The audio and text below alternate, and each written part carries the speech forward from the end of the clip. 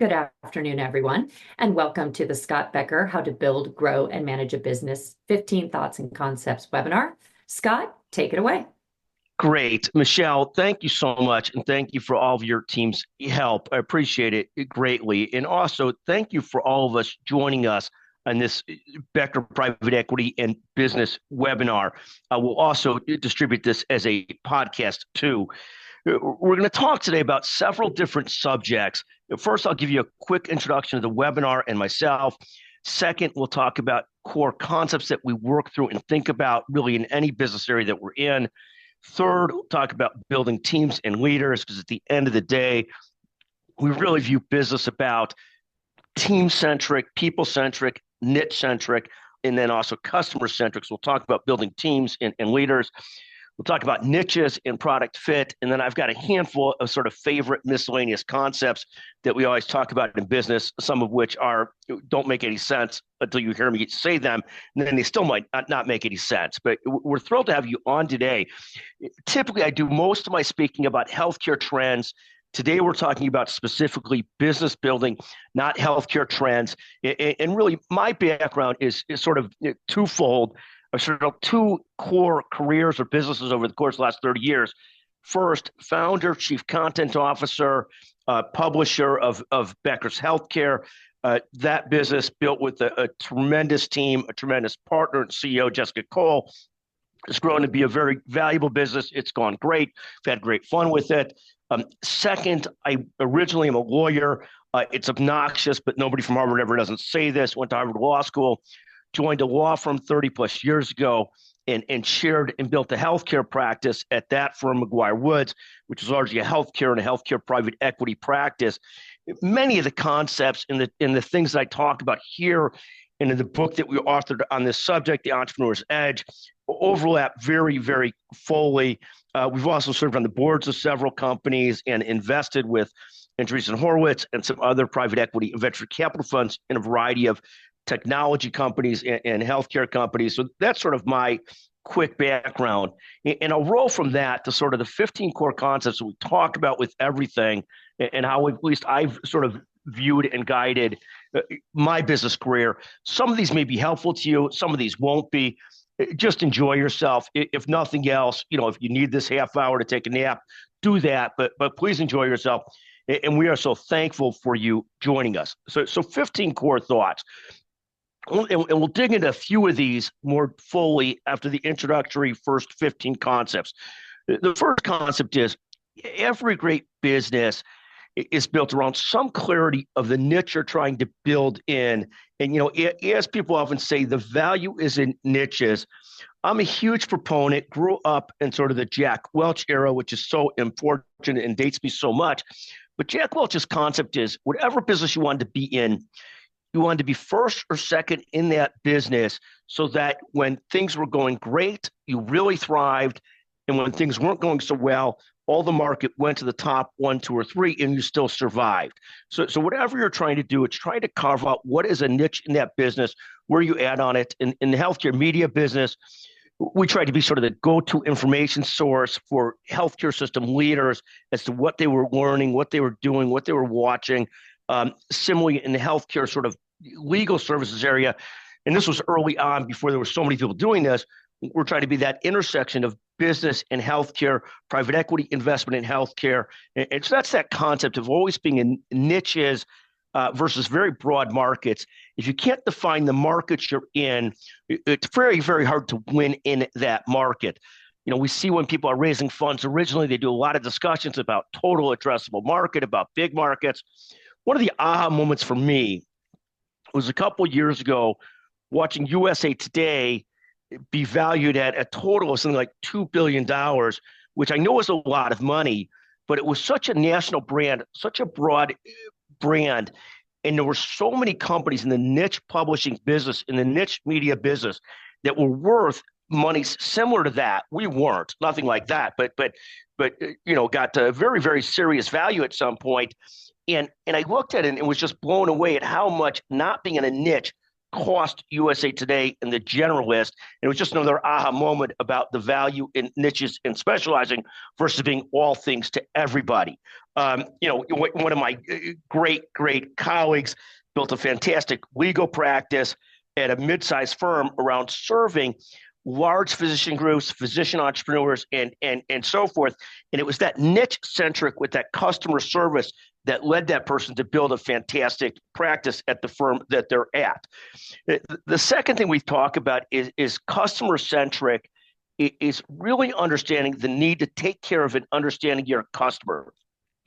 So the phone today was somebody who's built one of the biggest AI companies in the world, not just sort of a talk and discussion of it, smoke and mirrors, but truly a brilliant AI company that's thriving like crazy. And their trick is their intimacy and understanding their customers. In building the businesses that we've built, that I've been involved in, the people that are really good at it, really understand their customers, they're really clear about the least important thing for your most important customer is very, very, very important.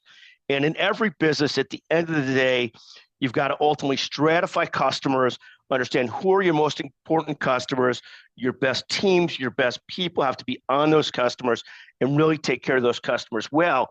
I remember distinctly a long time ago, somebody putting in tremendous time into a customer that was worth almost nothing. And that's not a knock on that customer. They just didn't keep the lights on. And it had to be clear, far more important to take care of the customer that keeps the light on and really understanding who your most important customers are and everything you can to take care of those customers and understanding what your value proposition is for your customer. The third thing we talk about always, and I'll go through these 15 thoughts very quickly and then work through a handful of core concepts. Of course, throughout the webinar, if you have questions, and after the webinar, if you have feedback, we'd love to hear it because we're always trying to improve on this and make it more useful. Don't be bashful. The third big concept is people and team centric. What I learned over the course of years, and many of us have come to this conclusion, is nothing serious gets done without teams. There's the myth of the super entrepreneur, the myth of the solo entrepreneur. In almost all those cases, those are exactly that. They're ultimately myths. And if you want to go any distance at all, build anything serious, anything scalable, you better build great teams. It's a lot of work to sort out teams. Sorting out teams is not fun. It's picking out who's very important, who's not, ultimately constantly elevating and promoting those and providing opportunities for those that are great and doing what they're supposed to do and leading and growing, and ultimately be willing to sort out of a company people that are not valuable. But it's constantly making sure you're building around core teams, core people. Anything I've done, I've ultimately ended up with leaders that are, and it's not false humility, that are far better at doing what I once did than I did it. And that's when you start getting to the next level in any company or any endeavor, when you start to have leaders around you that are better than you. And it takes a lot of effort, a lot of doubling down. And we use the phrase doubling down a lot, doubling down on core customers, core service areas, core people to describe business building and business development. The fourth core concept that we talk about is product market fit. And this to me is this constant looking at the Venn diagram of what your firm does, what you do that's great, but as importantly, what your customer does and your customer needs and what they want, hitting that product market fit. The most brilliant person I ever talk about this is a guy named Mohan Giridharadas, who is the founder of a company called Lintos, which has built an incredibly successful company, but constantly doing things that your customers need. I've had the chance to be involved with now probably a dozen different digital and healthcare startups of different sorts. And the vast distinction between success and failure is those that both have great engineering, but also are hand in hand trying to make sure that whatever they're doing has a customer fit. I'm always amazed, and I fall into this trap periodically too, where I'm building something that I'm excited about, and that's fine, that's a hobby, but if it's not something that your customers actually want to, then it's not a business, and just recognize that it's an advanced hobby, not a business, and constantly early on and constantly trying to hit this mix of product market fit what you're doing, and do customers want it? And to constantly remind yourself that the real test is, and people are scared to commercialize, so scared to get that no answer or scared of failure, but you have to be willing to do it and do it constantly to find out if what you're trying to do is actually something that people want. The fifth thing we talk about often is scalability. In so many businesses, like the law practice, 1+1 = 2. Far better to be in businesses where 1+1 could equal 3 or 4 or 5, where there's some scalability. One of the things I've learned constantly over the years, and another phone call this morning with somebody who's founded a brilliant company, they've had crazy success with it, is this concept of it takes time and lots of time to invest in channel partners, but it's ultimately hard to get to scalability without great teams, without channel partners, and to get past a certain size without it. And I think it's a fascinating perspective. I mean, many businesses start with point solutions or small and mid-sized customers, and that's fantastic. Long term, most businesses need large customers too, and or channel partners to scale. And it takes a certain sophistication, a certain complexity to get there, and I think sometimes really hard. But to get past point solutions, to get past small and mid-sized clients, you've got to ultimately be able to scale and often find channel partners to do so, to get into a larger level of company. It doesn't mean you can't build a great small business without scalability and channel partners, but to get larger, you probably need both large clients and scalability. The sixth thing we talk about when we talk about core concepts is clarity of goals. At some point, a company's got to be very clear about this is what we do. So at Becker's Healthcare, our core concept is we need to constantly be a magnet for readers, for listeners, and for conference attendees. We've got to make it very much worth their while, where they're getting the information they need, they're getting the networking they need, the entertainment they need, the whole thing they need there. We've got to be very clear, this is what we're trying to do. And then ultimately the business model in a business-to-business media company make money from sponsors, vendors, et cetera, that need to be in front of those people. But in whatever you're doing, that clarity of what you're trying to do, and McGuire Woods in the healthcare private equity business, it was trying very hard to be the very best at serving clients in a great way with great responsiveness, at a great value proposition, and being really close with the clients and very helpful, but really clear about what you want to do. The seventh concept we talk about again is obsession with business and greatness. And I don't know a way around this. I see some people that are very bright, that are very even-tempered, that could do things fantastically well without obsession with business and greatness. I am not one of those people. For everything I've ever had success in, I've had to ultimately really dig into it, really devote myself to it. In any place where I've not done so well, it's because I've never found that energy to really obsess with it, with that business, with that greatness, with really trying to be great. And I think that's true for most of us. There's some people that are outside that. They're just naturals at whatever they do. I'm not one of them. I think Ben Stein says it well in one of his books. You need to, at some point, obsess with something for some prolonged period of time to get good at it. Many people have talked about it. There's a quote from Ben Stein on it years ago I read. I think it's very true. I talk about it with our children. If you want to be great at something, you better plan to spend 5, 10, 15 years really at it until you get great at it. And with business, I think it's the same. You've got to, at some point, obsess with what you're doing and being great at it, and trying to find your product market fit, and trying to be great at what you do and what you deliver for customers and clients. The eighth thing we talk about, and this is one of my favorite subjects, and some of these we talk about here, is the evolution of the leader and founder. I always talk about this as having 3 stages. Early on in a business, a founder leader does everything. It's like the old adage that there's the cook, the bottle washer, the chef, all of those things. Then at some point in the second stage, they hire people in multiple different roles to leverage the founder. And that could be something that's a 2x benefit, meaning you've built a box, but it's a bigger box, but just hiring people to help with your roles helps, but doesn't get you to the next level of scalability and building a great business. The third evolution of a founder or leader, from my perspective, has always been when you now have everybody filling roles, and each of those filling the leadership roles that you used to do is better at them than you are yourself. And I think that's when you start to build a very serious business that has the ability to scale at a different level when you're at that third spot, where people are better than you at all the things you used to do. And it's not false humility. Most leaders better get there. If you're Jensen Wang, there better be somebody in your team that's better at software engineering. There better be someone that's at chip development than you. There's got to be someone that's better at commercialization than you. You might be able to pull it together, but you better have lots and lots of leaders in your team that are far better at the core roles that you had when he was building the video or anybody's building any company. The other thing I talk about in terms of leadership is we try and judge leaders by three things: the results. Results are important, and you can't understate results no matter what culture you're in. Results are important.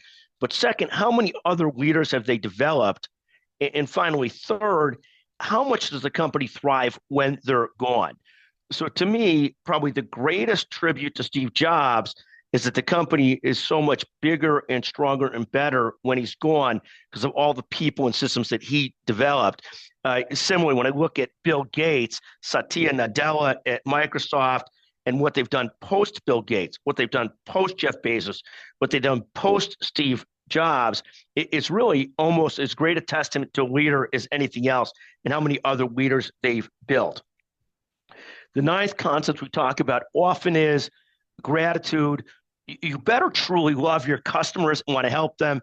You better truly love your leaders and want to help them and make sure that they are thriving, you're thriving. We often view the people diagram like we view the product market diagram.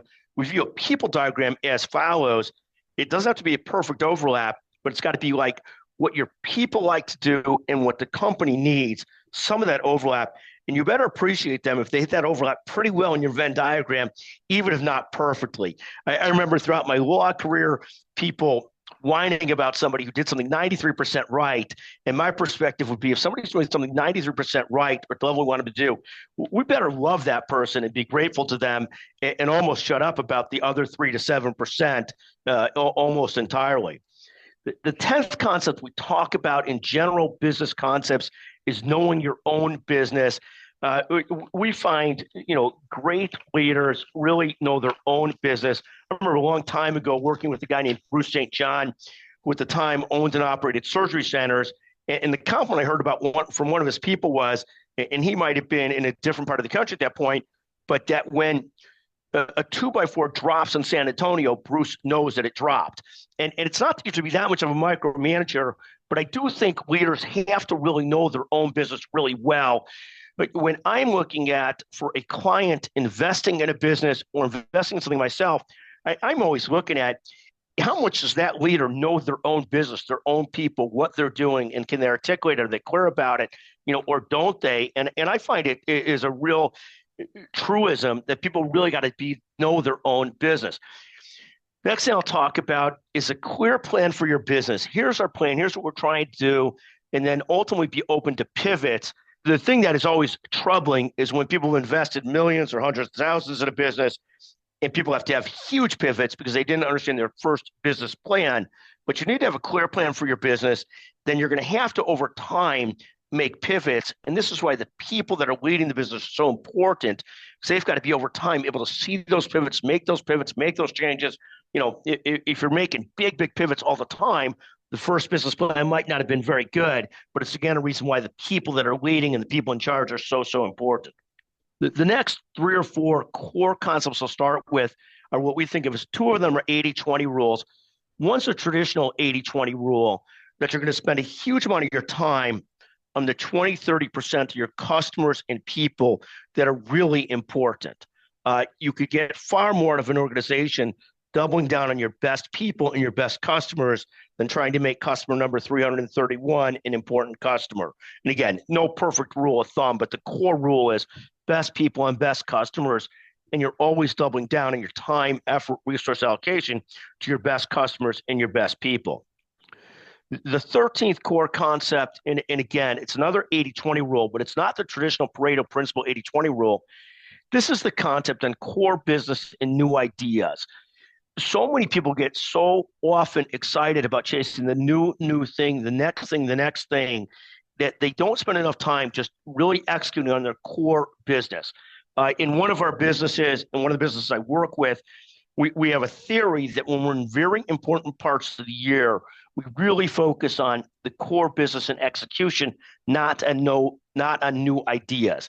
We will often say, when there's channel capacity, when we're overwhelmed, no new ideas at the moment, even though that's so unpopular today. But I think it's a reminder to focus on your core business and grow your core business. And then always you got to spend X% of your time exploring and growing other businesses. So as over time your portfolio of businesses changes, you're doubling down on your core business, but you are developing new alleys, new channels as well. The 14th concept is something we talk about all the time. It's something we talk about in the healthcare sector. Solutions are in technology and people, not one or the other.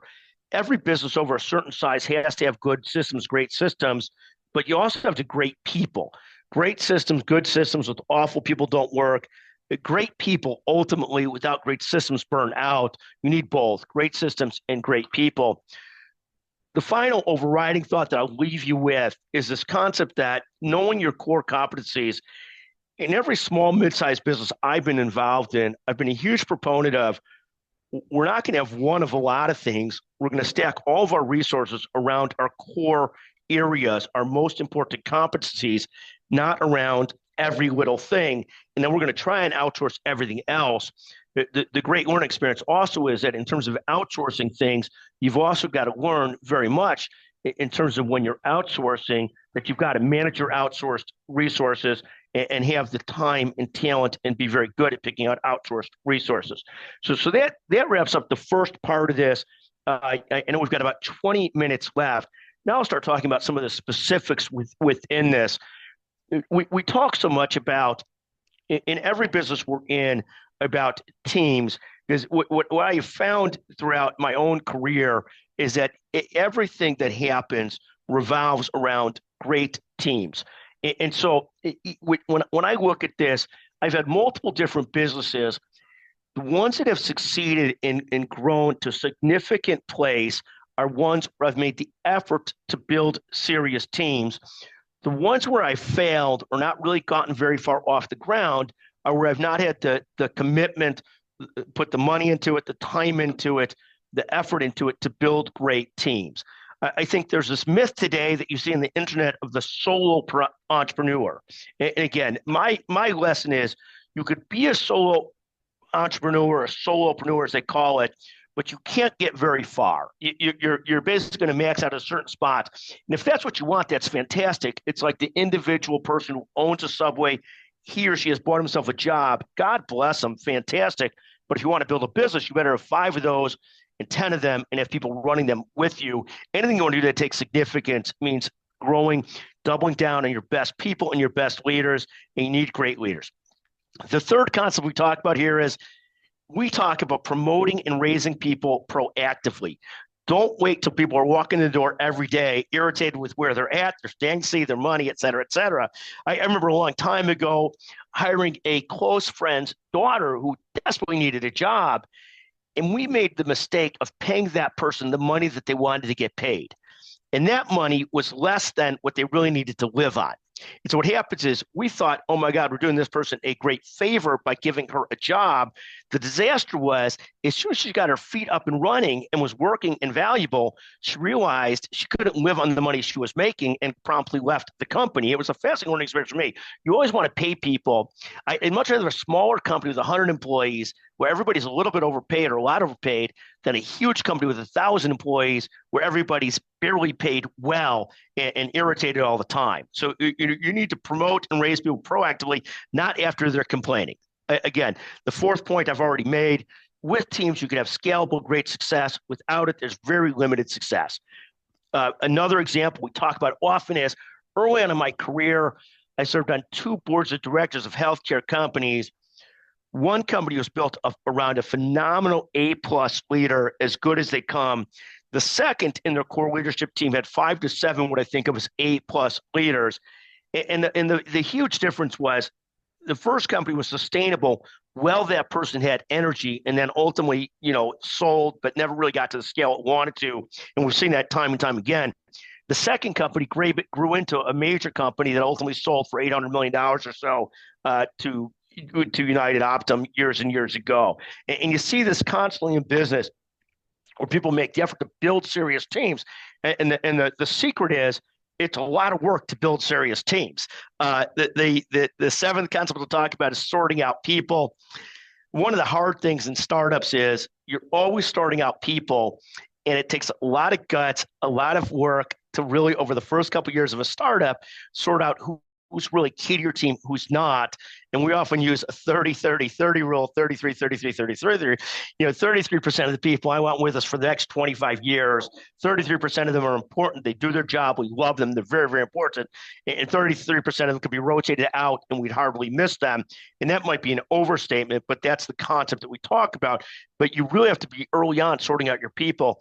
I remember one of my businesses early on having 10 employees all running around. I didn't know what they were doing. I had one employee outperforming everybody. At some point, I put her in charge of everybody, and just I couldn't deal with it. Some of them quit because she was much younger. Some of them quit for different reasons. But it was one of the best decisions I ever made, and it was just clarity. Put the right people in charge, and a little bit of get out of the way. But also, you have to make that effort to sort out whose value is not. They were all shocked that I put somebody in charge who was in her 20s, but that person's ended up being with me for 20 years, which is just phenomenal. Eighth, don't prejudge people. In so many companies and so many building teams, I've seen this so many times where people come into a firm, come into a business, and people think they're going to be the next great leader. But it's not really until they're there for a while that you realize what you have. And it's very similar. People start with you in all different capacities, and who would have known those would be your most valuable people over time? If you prejudge too early, you don't give it time to sort itself out. So you also need to sort it out, and you can't prejudge too quickly on people because you could end up with making very, very bad decisions. The last thing I'll say about teams is, in most businesses, to have the kind of team that you want, you've got to be a certain size, and thus you have no choice. You can't stay very small and keep the talent that you want to keep, because that talent needs opportunity. So it's really like, it really is. You grow or you end up in trouble. And I think that's really very much true in every business. You can't be too small, or you ultimately can't really take care of the customers you want to take care of, or take care of the people you want to take care of. So you end up sort of stuck. Even if you want to be a solopreneur, it's very hard to do so if you want to do it well. The next thing I'll talk about is niches, and we'll start to wrap up in a few more minutes. We still got I know we're going through a lot of material today, and bear with me. It's the first time I've done this talk in it total. So I'd love your feedback on whether we're covering too much ground and all those kinds of things as well. And please feel free to anytime to email or text me with your feedback. We'd love it. So niches, we talk about niches. We already talked about the Jack Welch theory that whatever niche you're going to be in, you want to be great at it. I'm a big believer, and we talked about the USA Today example and the eye-opening mindset of that. But the value in niches versus big addressable markets, at the end of the day, having success requires having a targeted market that you're really going after. We've always viewed niches as follows. Two big questions when we get at niches: can we win in the niche? Do we have some sort of special advantage? And is the niche worth winning in? So I'll give you an example.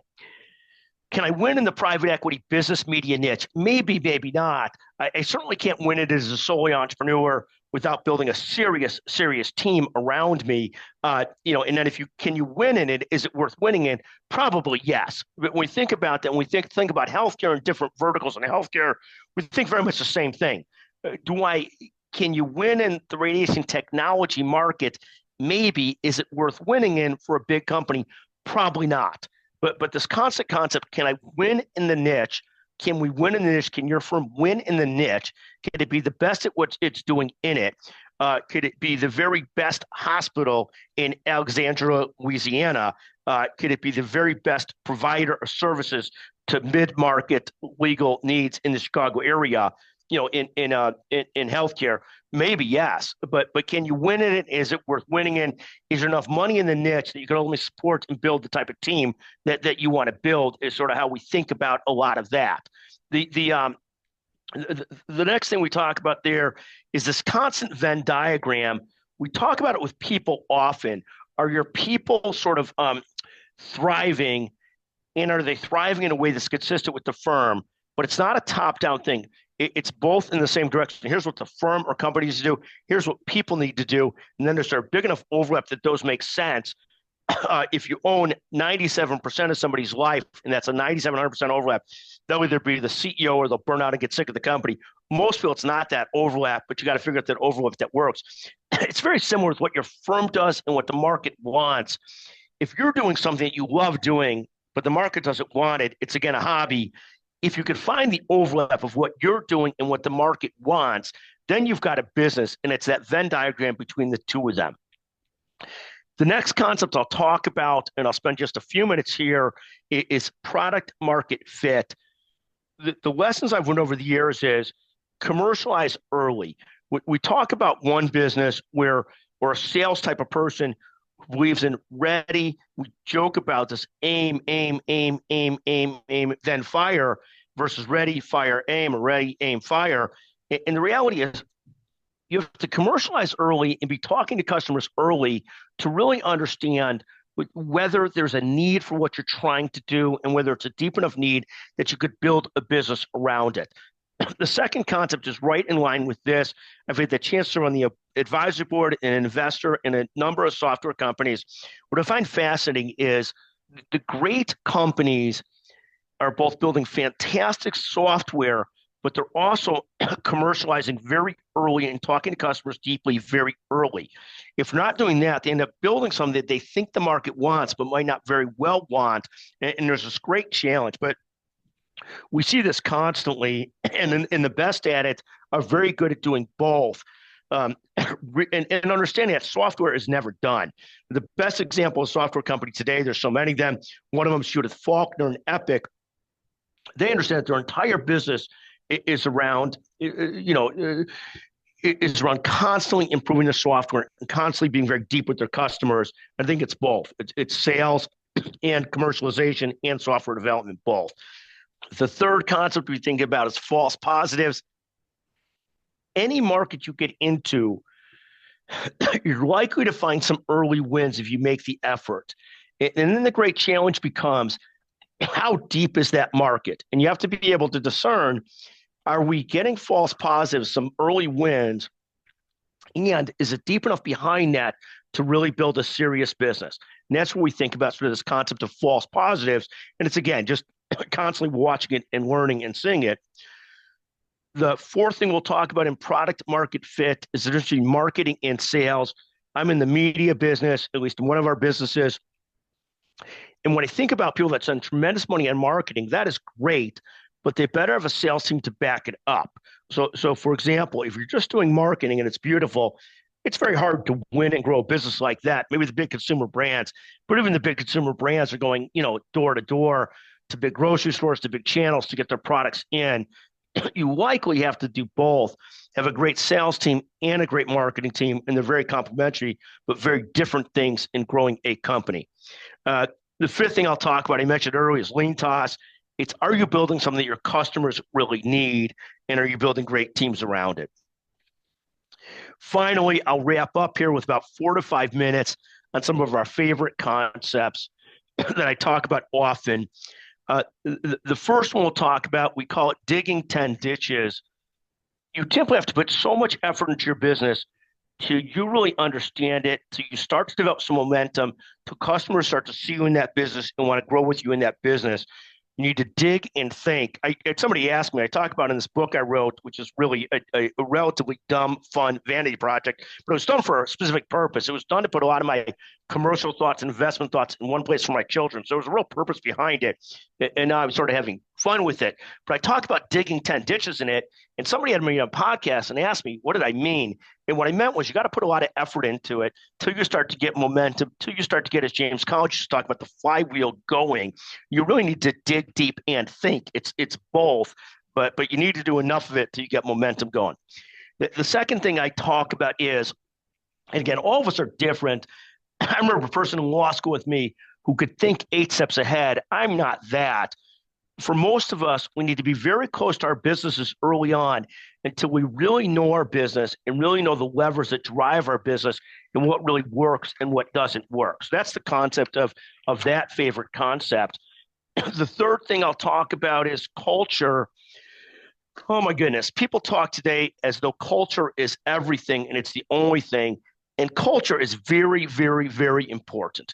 We talk about CEOs. In the old days, we would have said more important for a CEO to be liked or respected than liked. Now, a CEO, for all practical purposes, better be both respected and liked. But beyond the platitudes you see on Twitter and all the social media about culture, and Peter Drucker talking about culture eat strategy for breakfast, the real truth is great companies have to have culture, strategy, and talent. Culture is important. Don't get me wrong. We've all been in cultures where they're nasty, they're no fun, and that doesn't work. So you need a good culture, but it's just not culture. You need culture, strategy, and talent. Culture without strategy and talent is like a book club. It's very nice, but it's relatively meaningless. But you also need culture, strategy, and talent, all of them.